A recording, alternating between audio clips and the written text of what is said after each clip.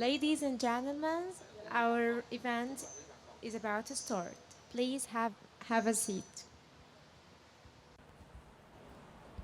Hello, hello, and good afternoon. It is a real pleasure to be here at COP27 in Sharm el-Sheikh, and we're going to talk today about technology innovation. My name is Luca Corradi. I'm the Innovation Network Director at the Net Zero Technology Center in Aberdeen, and I'm joined today by two distinguished guests, Dr. Noriko Yoshizawa, apologies, from the for the National Institute of Advanced Science and Technology in Japan, and Professor, not Mr., apologies for that title, Professor Julio Meneghini from the University of São Paulo is the Director of the Research Center for Greenhouse Gas Innovation.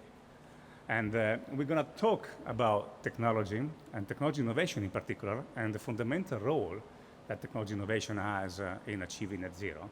And then we're going to discuss about a report that you can see now on the screen, which is a collaborative international report that 12 organizations just published last week.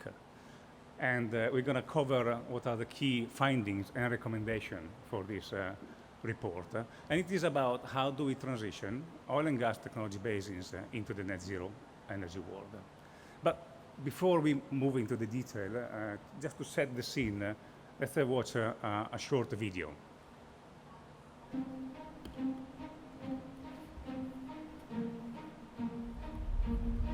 The sun was the first source of energy. People rose and slept with the light, relied on wood and dung burning for heat, and water power to generate mills. From a handicraft economy to a manufacturing industry that uses machines and new technologies, the Industrial Revolution was born, powered by coal. Over centuries, the world has seen innovation, attempts at pushing the envelope, breaking new ground and blazing a trail.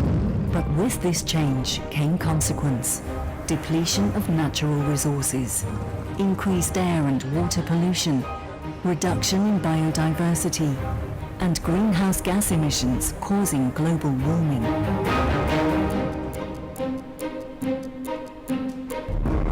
To reach net zero, we can't stand still. We must move forward and embrace change. And the energy industry has an important role to play. Technology innovation will be crucial to tackle the problem. Current oil and gas producing basins can become net zero integrated energy regions by using next generation technologies to solve the problems of energy reliability, sustainability, and security.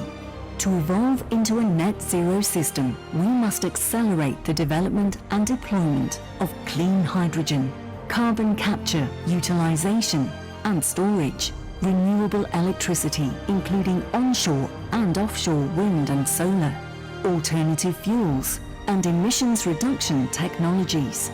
We must adopt digital transformations using remotely controlled operations empowered by data, automation, and robotics. These technologies are already emerging and being deployed, but we must increase the pace. We must fast-track technology innovation and deployment to accelerate the energy transition. At the Net Zero Technology Center, we take the spark of an idea and turn ambition into reality. Working with the boldest developers and pioneering startups, we are also collaborating with a network of international technology centers across 8 countries to pool capabilities and resources across oil and gas producing regions, to identify the key technologies and actions required to accelerate the energy transition. We are urging other technology centers to join this collaboration, to take on the challenge. Let's break down barriers together and use disruption to propel us to a more sustainable future.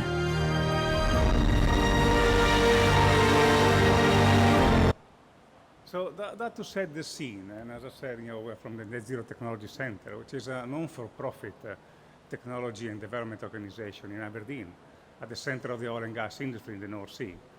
And it's exactly that role that taking the oil and gas industry together with us to net zero. And that's the challenge. This study started exactly a year ago in COP26 in Glasgow.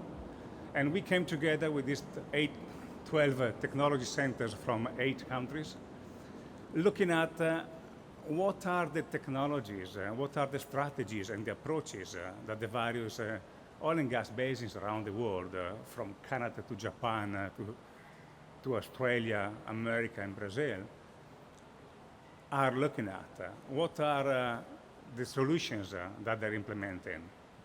And as we are technology centers, what are the key technology challenges that we face?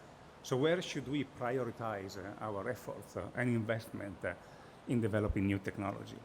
And the fact that we're talking about oil and gas basin is important because you think about that's where the skills, the supply chain, the expertise, we're talking about millions of engineers in this region that are currently working on oil and gas and start working on the energy transition.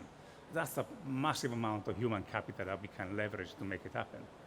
Earlier today, there was a session about from coal to clean, and it was talking about how important it is to take the communities, the workers of the coal industry into the clean energy. The same applies for the oil and gas industry. Those businesses, that supply chain, that innovation ecosystem can and should be a formidable asset to achieve net zero. And so this is what we plan to do, and it will take time, but we don't have much time, for it to make it happen. So this is a study we started a year ago, and we were looking at the similarities and the differences. What can we also do together better, faster? And so just moving on some of the key highlights, and you can download the report. There was a QR code, and there will be another one. It's for free from the website. But some I think it's remarkable how similar the approaches are. Renewables is a big element of all the regions we look at. And again, this is not global. This is not the whole world. This is just a selected number of 8 regions. And you can see offshore wind, onshore wind, and solar, how big the steep is in terms of ambition, in terms of future deployment. And so that's where innovation needs to happen, because we shouldn't wait until the demand is at a level to start innovating. We do have the technology now, yes, you hear that a lot around. We do have the technology to implement and to deploy, and we definitely should deploy in earnest the technology we have today. At the same time, though, we need to keep and accelerate innovation, because the technology we have today is in the early stage of maturity. We want to make it lower cost, more reliable, more effective. And so think about the opportunity here for the supply chain of the oil and gas industry to develop that new technology and that innovation we talk about. So renewable, one big element. A second big element is hydrogen. All the regions in the study are betting somehow on hydrogen. And it's interesting to see that everybody recognizes the need for the hydrogen, for the cost of hydrogen to go down. And it's interesting to see the difference between the approaches sometimes. You can see on the right, top right there, so the UK, for example, set a target in quantity. So the UK government is setting a target of 10 gigawatt of low carbon hydrogen by 2030. And the Netherlands is putting a target of 3 to 4 gigawatt of electrolyzed hydrogen by 2030. And some other countries, and you can see them in the lower part, like Australia, Brazil, Canada, and the US, are instead setting a target for the cost of hydrogen. So reducing between $1 and $2 US dollars per kilo. And I think this is important to recognize how both these approaches are important, because and how important technology innovation is, once again, to make them happen, to make the hydrogen at the cost that we need it and at the scale that is needed. So that's another important similarity across the various technology centers. And if I move now to carbon capture and storage, that's another big element, and we recognize how important that will be, both capturing carbon from industrial districts, industrial clusters, and even taking it directly out of the atmosphere with direct air capture, and storing it underground in geological storage. And most of the regions in the study you see have high potential for storing CO2. And that is also thanks to the, well, as a result of their oil and gas industry and expertise, because there are depleted reservoir and aquifer, but most of all, there are also deep experience and knowledge and understanding of the subsurface because of the oil and gas industry that is there now. And so that can be, again, a very good asset in reducing CO2 from the atmosphere, mitigating and also getting to negative emissions. And finally, on the top right, we should not forget or ignore that, like it or not, there will still be oil and gas production for some time, and we all want to bring it down as soon as we can, but it will take time. And while we're still producing oil and gas, that oil and gas needs to be as clean as we can, and that means acting on the emission reduction, on production emission reduction. In the North Sea alone, in the UK North Sea alone, we're talking about 14 megaton per year of CO2 equivalent that goes up in the atmosphere because of power generation, flaring, venting, fugitive emissions, and methane is also even more powerful as a greenhouse gas. So all these are areas where all the centers in the study are tackling, because there's a transition going on, but there's also an immediate action that is required to reduce the emission from the production of oil and gas. And all of these four elements, so renewables, hydrogen, carbon capture, and emission reduction, are also underpinned and enabled by digital transformation. Big data, analytics, robotics,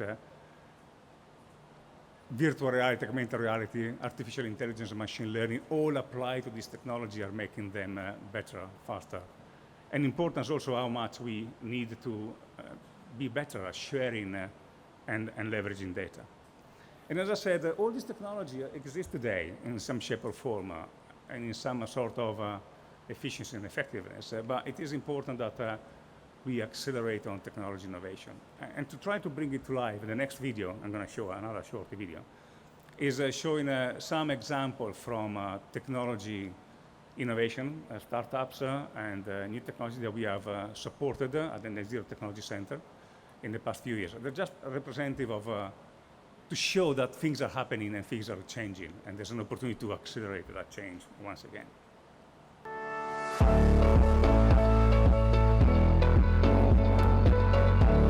Examples of technology accelerating the energy transition are Motion Energy's prototype Blue X-Wave Energy Converter is a hinged raft device that converts wave energy into electricity.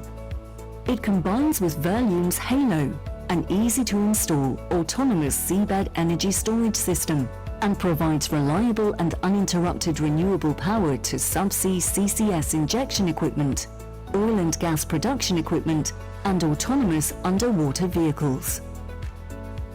Visor Dynamics blends the physical and digital worlds through mixed reality. Visor's Vertex platform, combined with Microsoft's HoloLens, digitally connects the workforce with the plant or asset. The technology gives on-site technicians real-time access to expert onshore guidance and visual support during inspection and maintenance.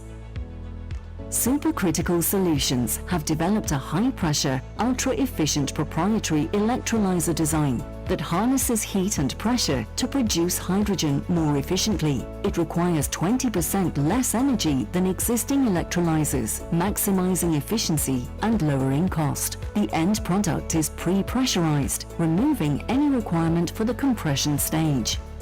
This technology will unlock green hydrogen production at scale by reducing costs and improving energy conversion rates. CO2 Circulaire B.V. Smart DAC is a direct air capture technology that uses membrane gas absorption and electrolysis regeneration. The Smart DAC system separates the CO2 from the air, creating a continuous absorption regeneration cycle. The CO2 captured can be reused as a carbon source for sustainable chemicals and synthetic fuels to replace fossil fuels and create a short carbon cycle, or stored to remove CO2 from the atmosphere permanently. Flylogics, in partnership with COPS, has developed a pioneering methane measurement and quantification technology. Integrated with an autonomous unmanned aerial system, the fixed-wing drone is mobilized from shore and can fly up to 600 kilometers beyond visual line of sight to an offshore facility. No persons are required offshore, and the technology uses 98% less fuel than an offshore helicopter, making it greener, safer, and more cost-effective than other alternatives.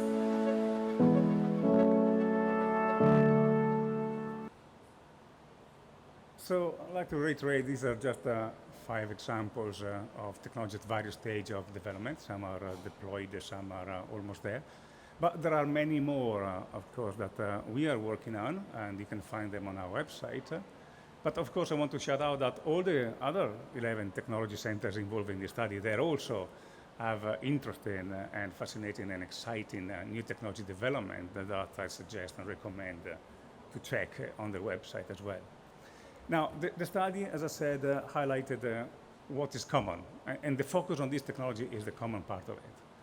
And also, you can find on the report a more detailed analysis of, one level down, more technical analysis of what the priorities are. But 5 actions we agree that are probably worth investigating and worth actually, act upon together. Because all of these centers are working. They're doing day in, day out the job of developing those technologies, the job of trying to find a new solution for net zero. Well, the question is, what can we do actually together, and where does make sense? And so these are kind of a 5 recommendations that comes out from the study, and to explore them a bit more in detail and to discuss, I will now sit and join my fellow panelists here and start the conversation there.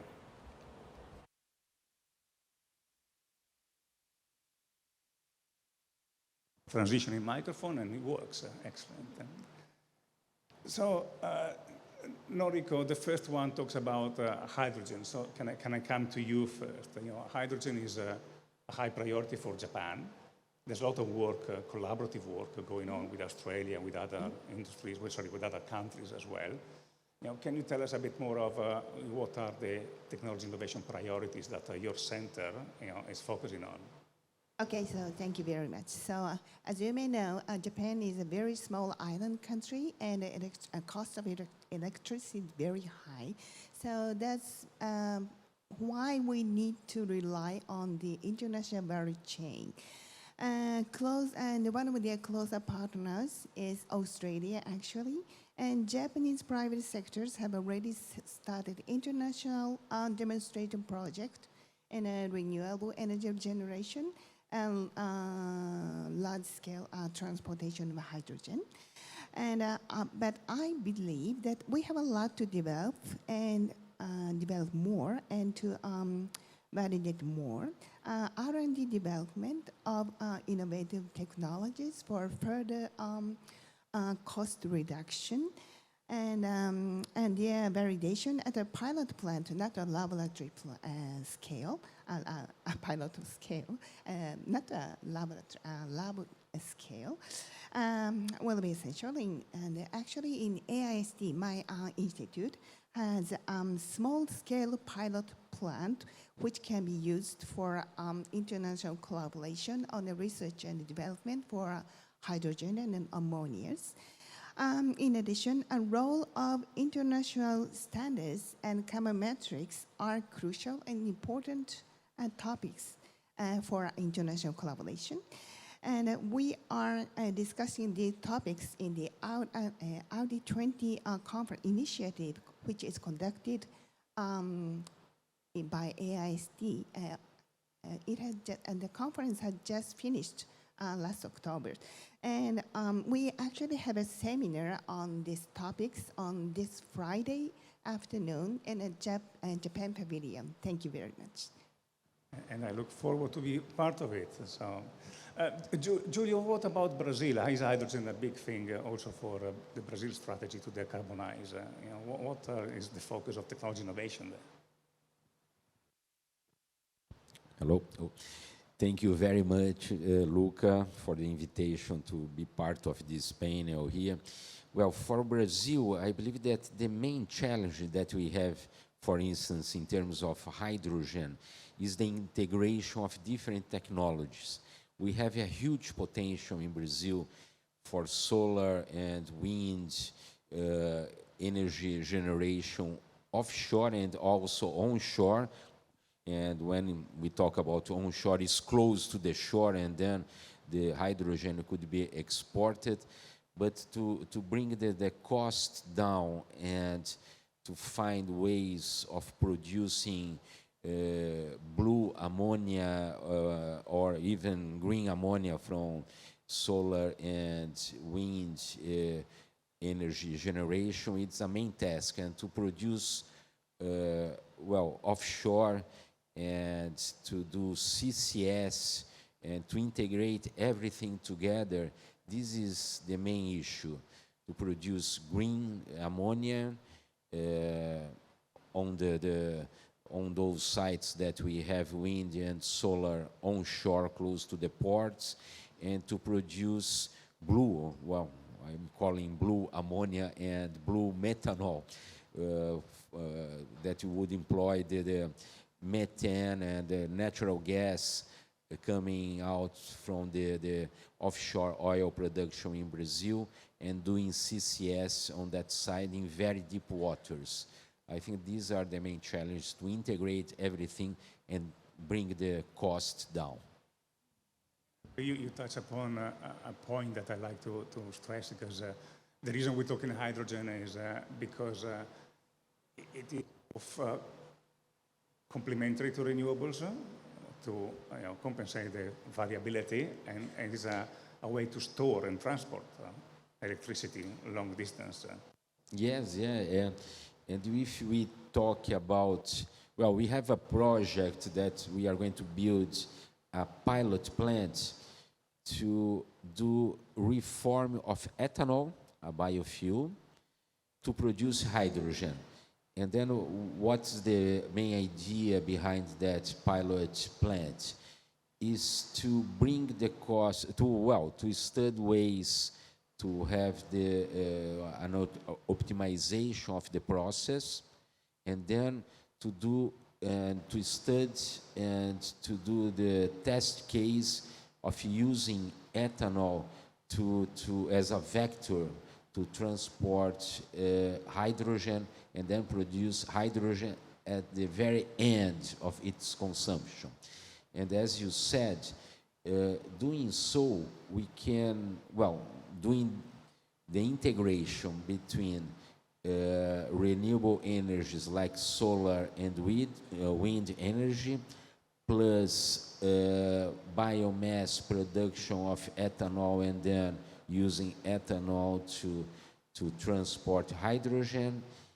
This is something that we have been working, and in some sense you can mitigate the intermediacy of the wind and solar source of energy to be employed in electrolyzers to produce hydrogen. And if I move to the next one, and maybe I'll stay with you, Julio, talking about carbon capture, utilization, and storage. I mentioned before how oil and gas producing regions have the opportunity to store CO2 in the depleted reservoir, which is not the case for Japan, but it is the case for Brazil especially. And so, would you like to elaborate? We talk about one recommendation being we need more test and demonstration facility, to test new technology to do so. Would you agree with that statement?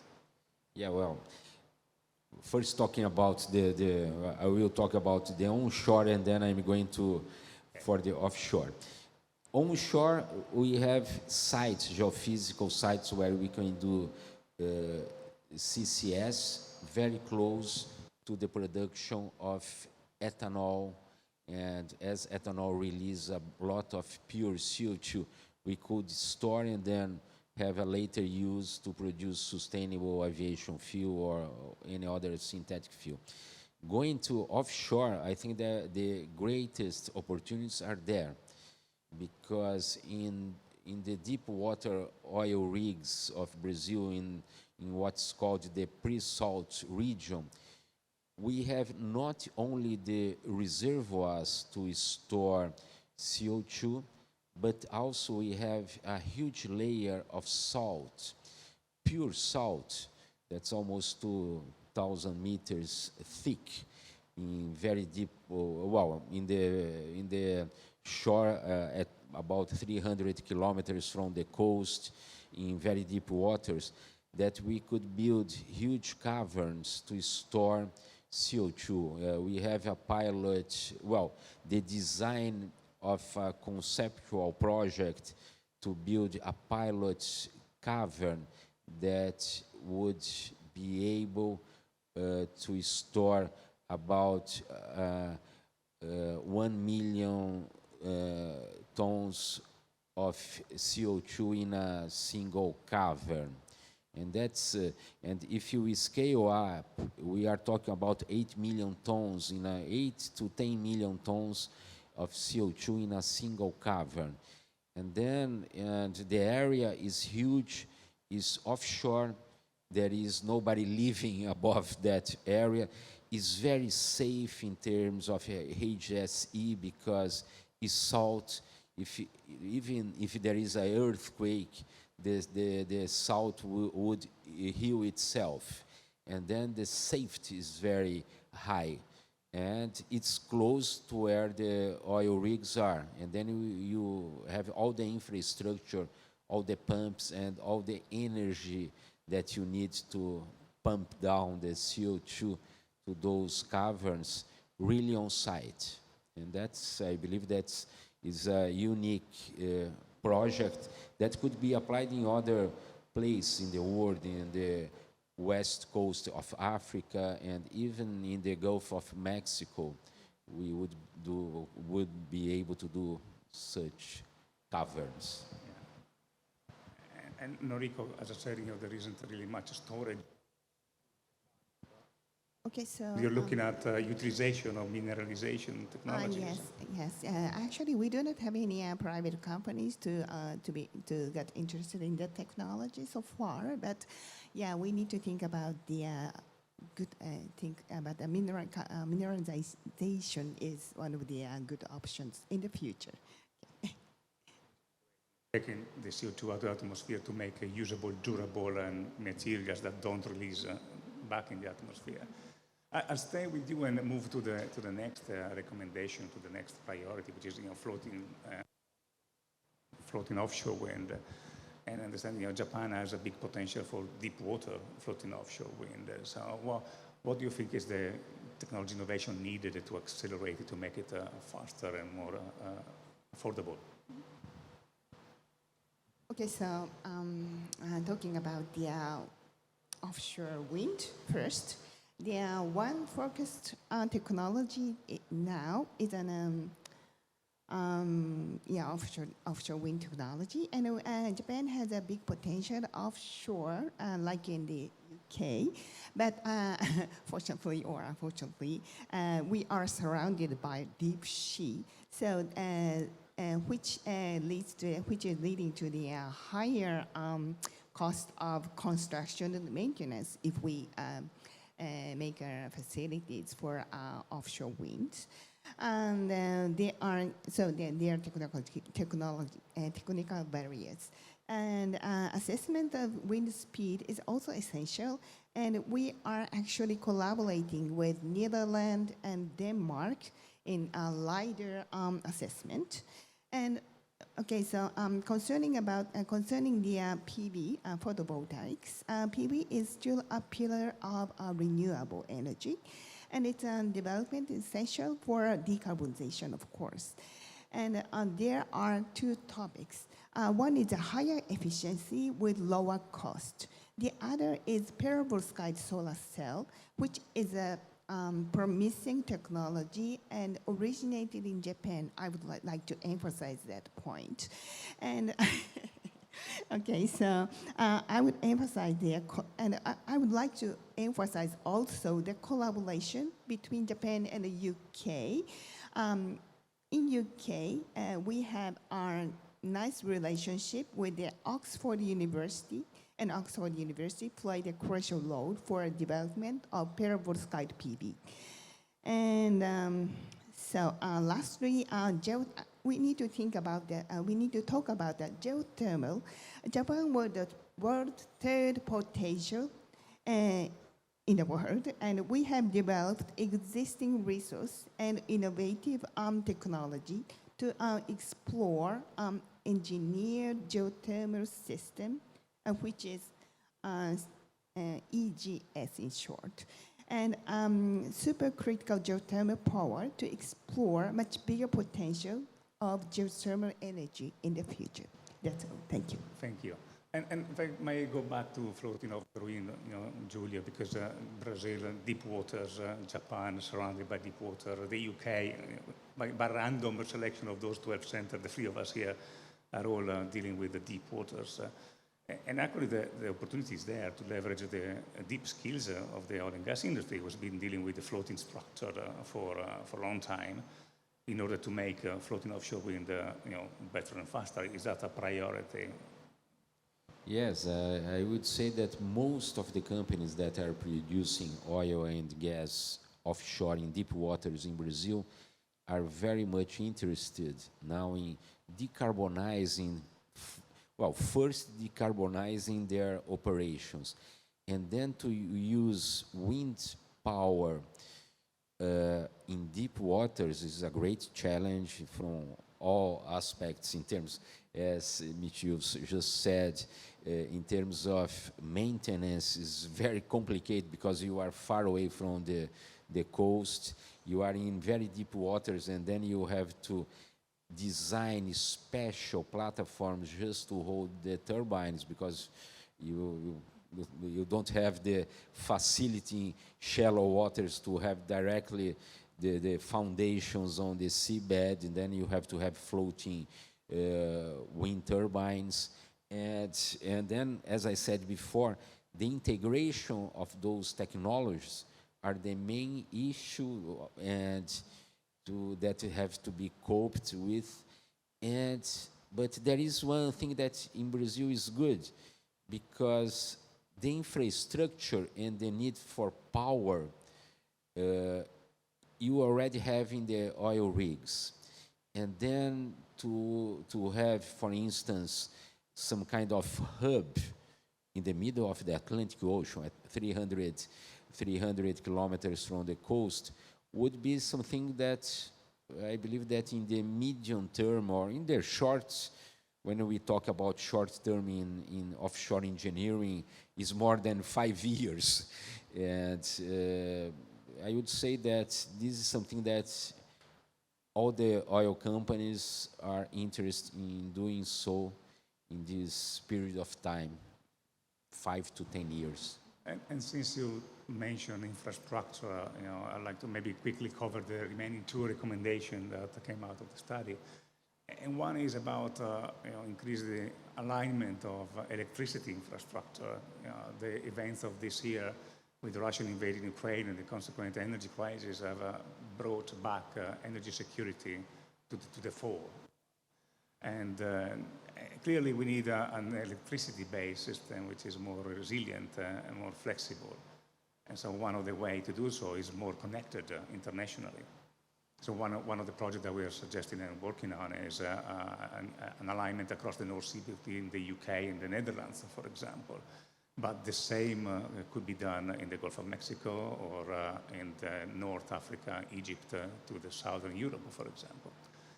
And the final recommendation that was mentioned in the report is about data. And how can we share data better? How can we build trusted data sets that then can help all of us accelerate better? So the result of the testing, the result of the investigation, and that we each of the centers does individually, should we put it together, some of this data, so we can apply machine learning and new technologies to that to accelerate.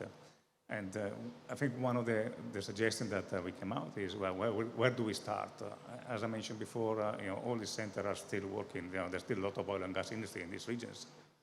And there's still a lot of emission that needs to disappear, literally, from flaring, venting, of methane especially. So why don't we start sharing those data, sharing those technologies, deploying as fast as we can to reduce the emissions, and that's not stopping all the rest on renewable energy transition, just to be clear. So I don't know if you have any comments on this or no? I'm sorry, but I'm not familiar with the information technology, okay. generally speaking. But okay, so yeah, how we can deal with the big data is very important factors to accelerate the this kind of technology. So, well, so I'm sorry, my question, my answer is very general one, but information, AI technology or some big data technology should be used for our purpose. And yes, okay. And how about you? Yeah, well, in Brazil, it's interesting because we already have some sort of collaboration among those operators that are producing oil and gas in Brazil to share information in terms of research. Brazil is producing now 3.9 million barrels of oil and gas per day. And then all the oil companies must invest 1% of their total, their revenue in research and development. And they must share the information. And now I would say that most of the companies, as they are passing this transitional phase, they are forced to become cleaner, forced to reduce their emissions, forced to study and to have those studies in terms of CCS and CCUS, and they have to share the information between them. And that would be good, and through international collaborations as we have with the Zero Carbon Center, I think that's the way that we should continue to share all the knowledge. Thank you, and I'm taking back the stage here because we are approaching the end. Thank you very much for the great conversation. And just to sum up, those were the key priorities that emerged from the study. And the question is, okay, what's next? What happened next? So as I said, we started in COP26 last year in Glasgow. We produced this report that was published yesterday, and please download it. Is the QR code on the bottom right of the screen. And the plan is now to act on those priorities together, to form collaboration and turn them into real projects that we plan to take at COP28 for launch and funding to actually put them into action. But what I would like to ask to the audience, both in the room and online, is now your input and your feedback. Not now. There are 30 days to do so. So if you want, you have the chance to look at the report and respond. Or you can do it now if you wish. So more of instinct. But if you scan the QR code at the top right instead, you'll access a short questionnaire where we ask again your input and your feedback. So help us in this journey to net zero, in transforming this region into an important part of the net zero economy. And I'd like to close just with the same message that I started with, that technology innovation is critical. The technology is there, but it needs to be accelerated. We need to invest more in technology, and we need to collaborate more in technology for net zero, because the atmosphere is one, and carbon, CO2 doesn't know any borders. And so, we shouldn't look at ourselves as competing for technology. There's a time for competing, but there's a time for collaborate. And I think the work we started a year ago in Glasgow is bearing fruit, and I can't wait to see the next step together with the other technology center. I'd like to close just thanking the audience in the room for your time and patience. I know it's quite late and it's about time to go. And also the audience online. And of course, all the technology centers that have been a part of this study, all the people in this technology center that have been involved and contributing, starting from, of course, our guest here today. And I leave you with a very short video. This is 1 minute. It just takes you around the world and reminds who are the participants to this study. And with that, thank you very much and enjoy the rest of the COP.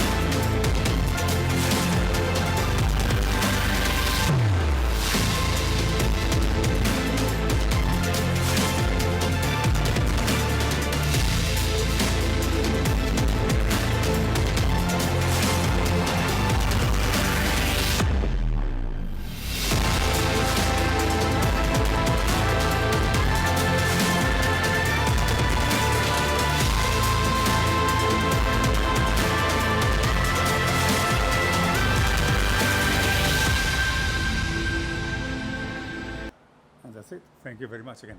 Thank you.